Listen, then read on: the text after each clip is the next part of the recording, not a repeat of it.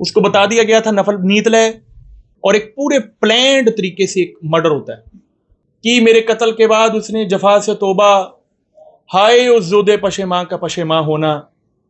उसके बड़े भाई को सिर्फ इसलिए मुलव्वस कर दिया गया है कि अब उसका जो बड़ा भाई है इसके पीछे ना आ सके कि असल मुल्ज़म कौन है जो इसको मार गया। इंसाफ मिल जाएगा शायद बलाज को भी और शायद एहसन शाह को भी।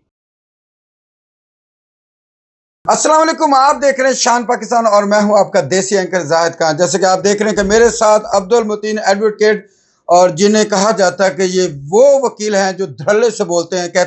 सियाने कहते हैं पहले तोलो फिर बोलो, ये पहले बोलते हैं बाद में तोलते हैं। ये ऐसे एडवोकेट हैं। इनके पास इसलिए हम आते हैं कि जो बात ये करते हैं और कोई नहीं करता। एहसन शाह को रात पुलिस मुकाबले में कत्ल कर दिया गया, या पुलिस मुकाबला था या फेक था, और ये क्या वकूआ था, हम सब बात करेंगे जनाब अब्दुल मुतीन साहब से। अस्सलाम वालेकुम।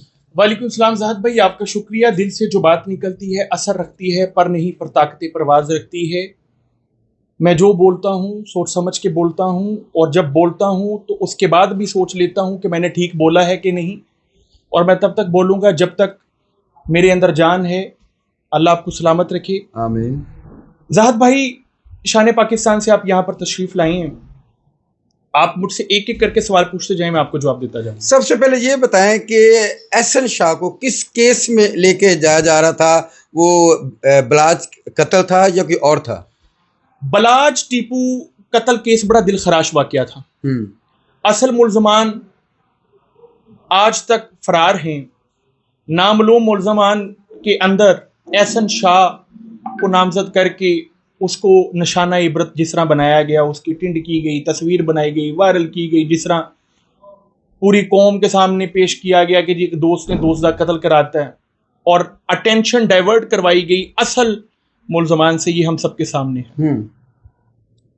मामला ये है ज़ाहिद भाई कि बलाज टीपू मर्डर जो केस था 18 फरवरी 2024 को जो पर्चा कटा, उसके अंदर एहसन शाह की इन्वेस्टिगेशन सीआईए के पास आई कि शायद इसकी फेयर इन्वेस्टिगेशन होगी। कि पुलिस डिपार्टमेंट का बाकी डिपार्टमेंट तो ऑपरेशन को भी डील करता है, इन्वेस्टिगेशन को भी डील करता है। सीआईए स्पेशल ऑर्गेनाइजेशन है जो सिर्फ इन्वेस्टिगेशन को डील करती है। उस पर्चे के अंदर ये जुडिशियल हो गया, यानी जेल चला गया। अब एक पर्चे के अंदर कोई जुडिशियल हो जाए तो उसकी फिर तलबी नहीं लगनी थी। तो इन्होंने क्या किया, 2023 का कोई पुराना सा कोई डकैती के नावलों पर्चे के अंदर उसको नामजद करवाया।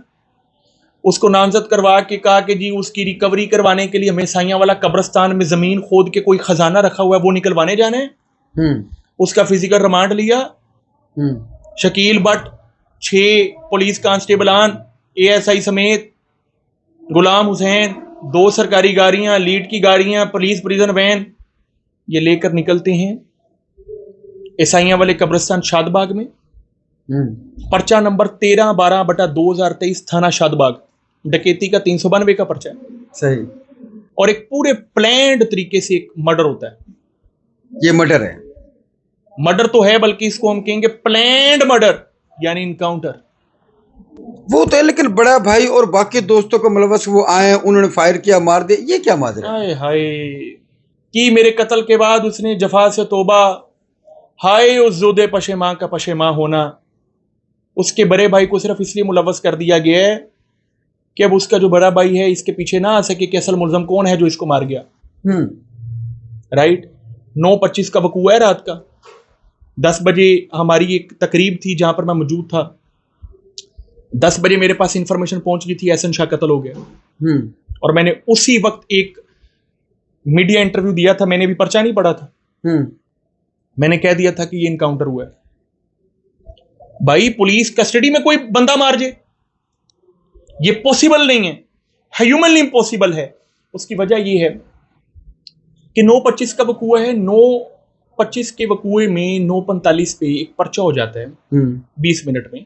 20 मिनट में ये पॉसिबल नहीं है कि 14 लाइनों का इस्तगासा शकील बट तैयार करता, उसमें 6 कांस्टेबलान के वो नाम लिखता, फरूक कमाल, सदफ अली, अख्तर हुसैन, अहमद हसन, कामरान, वकार अली, शकील बट, खुद गुलाम हुसैन ड्राइवर, और इन सब का नाम लिखने के बाद इनके पेटी नंबर लिखता, इनके बेल्ट नंबर लिखता, गाड़ियों के नंबर लिखता, मुल्जमान लिखता, चश्मदीद गवाह लिखता। वो इस्तगासा बनाकर ईसाइयाँ वाले कब्रिस्तान से थाना शादबाग पहुंच गया।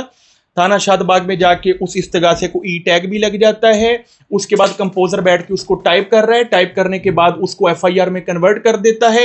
एफआईआर की कॉपी और इस्तगासा एसएचओ के टेबल पे भी पहुंच गई। एफआईआर की कॉपी इंचार्ज इन्वेस्टिगेशन को भी पहुंच गई। तफ्तीश भी मार्क हो गई। सिर्फ कितनी देर में? 20 मिनट में। ये पॉसिबल नहीं है। अप्रिशिएट नहीं करेंगे उनको इतना फास्ट काम?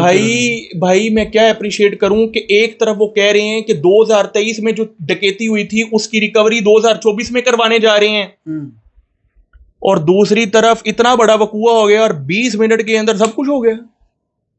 इसकी खास वजह क्या, किसको फायदा पहुंचाना चाह रहे हैं?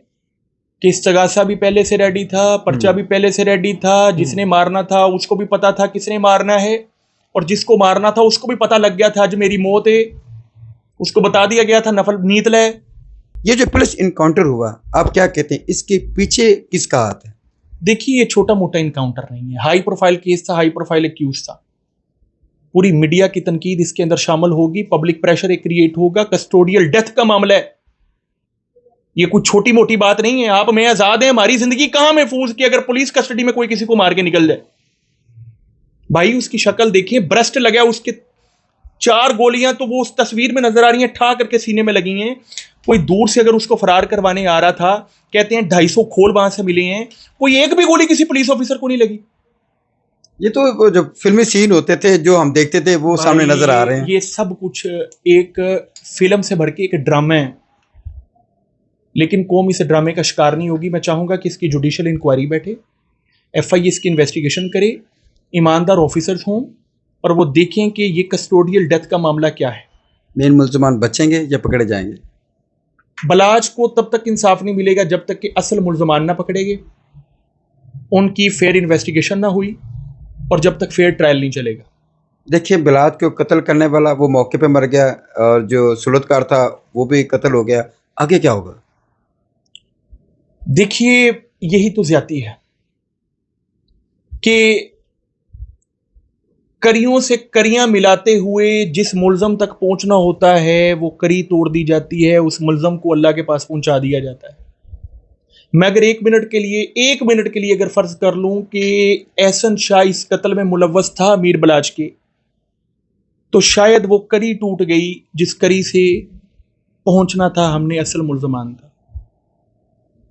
दूसरे नंबर पे शायद ये कत्ल की एक ऐसी दास्तान हो जिसमें अदालतों से इंसाफ लेने की उम्मीद उठ गई थी, और पता था कि जी ट्रायल 2-2, 3-3, 4-4 साल लगेंगे लेकिन इंसाफ नहीं मिलेगा। तो शायद इस तरह इंसाफ मिल जाए। असल मुल्ज़म कौन है? असल मुल्ज़म पुलिस है। आप देखिए, आपके साथ पहले भी बहुत सारे वकूए हो चुके हैं, लास्ट में पुलिस आई, जिस तरह आपके साथ हुआ, फिर आप उनके खिलाफ इस तरह बात करें। देखिए, मैं सच बोलने से तो बाज नहीं आ सकता। एक हर्फ कुश्तनी 100 लाख गुफ्तनी, जो कहा वो सुनकर बुला दिया, जो लिखा वो पढ़कर मिटा दिया। करो कजे जबी पे सर कफन मेरे कातिलों को गुमाना हो कि गरूर इश्क का बांकपन पसे मर्ग हमने बुला दिया। सच बोलने से बाज नहीं। 6 पर्चे पहले आप पर हैं, पर्चे भी दहशतगर्दी के हैं। और ये जो आप बात कर रहे हैं मुझे डर लग रहा है आपसे। अल्लाह आपको सलामत रखे, परेशान नहीं होना भाई। अच्छा, अगर हमारा तकाजा ये है कि जुडिशियल इंक्वायरी हो, एफआईए इन्वेस्टिगेशन करे, फेयर इन्वेस्टिगेशन हो, कस्टोडियल डेथ को डील किया जाए प्रिवेंशन पनिशमेंट एक्ट 2022 के तहत, इंसाफ मिल जाएगा शायद बलाज को भी और शायद एहसन शाह को भी। इंशाल्लाह हमारी दुआ है। देखने वाले जो आपके फैन हैं, जो इस केस को लोग देख रहे हैं, उनको आप क्या कहेंगे? मैं चाहूंगा कि कभी भी पुलिस के इतराफी बयान को सच ना समझ लीजिए। पुलिस किसी का भी इतराफी बयान खुद ही बना के पेश कर देती है कौम के सामने, और इसलिए पेश कर देती है कि हम अपनी प्रोग्रेस दिखा सकें कि जी देखो इन्फॉर्मेशन असी का डाली। इन्वेस्टिगेशन ऑफिसर के पास कोई भी इख्तियार है कि वो किसी भी पेज पे कुछ भी लिखे, अंगूठा लगवाए और वो के अंदर इतराफी बयान है। भाई, उस इतराफी बयान की कोई कानून के अंदर हैसियत नहीं है जो पुलिस के पास है। और किसी भी मुल्ज़म को मुजरम के तौर पर ट्रीट ना किया करें। मुल्ज़म तब तक मुल्ज़म है जब तक कि इल्ज़ाम साबित नहीं हो जाता।